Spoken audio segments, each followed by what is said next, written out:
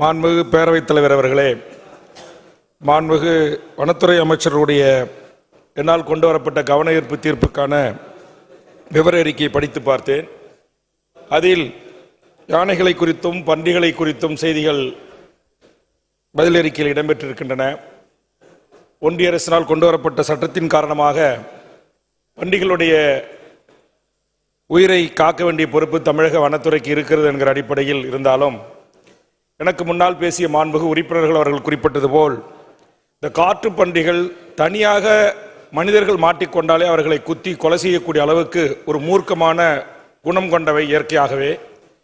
இன்றைக்கு பரவலாக இனப்பெருக்கத்தினூடாக பல்வேறு விவசாய நிலங்களில் இது போன்று அது குட்டிகளை போட்டு பெரும் எண்ணிக்கையிலாக பரவலாக இருந்து வருகிறது.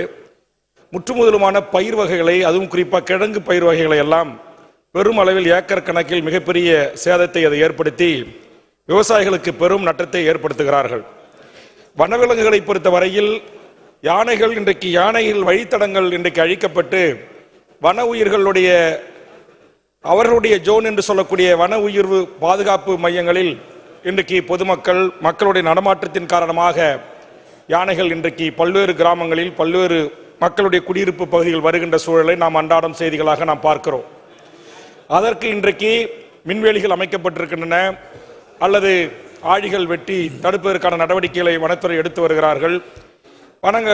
யானைகளை விரட்டுவதற்கு வெடிகளை வைத்து விரட்டுவது போன்று, அல்லது வேட்டை காவலர்கள் தடுப்பு காவலர்கள் மூலமாக யானைகளை விரட்டுவதற்கு நடவடிக்கை இருக்கு. ஆனால் இந்த பன்றிகள் கூட்டம் அப்படி இல்லை.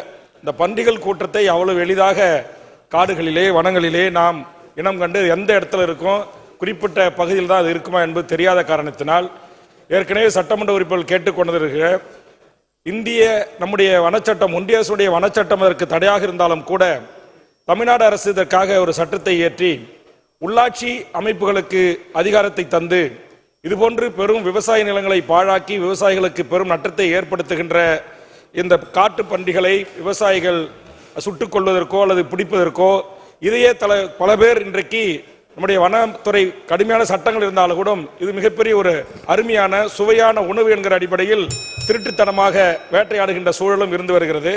அதை அரசு அனுமதித்தால் அது மிக எளிதாக அது ஒழிப்பதற்கான வாய்ப்புகள் இருக்கிறது.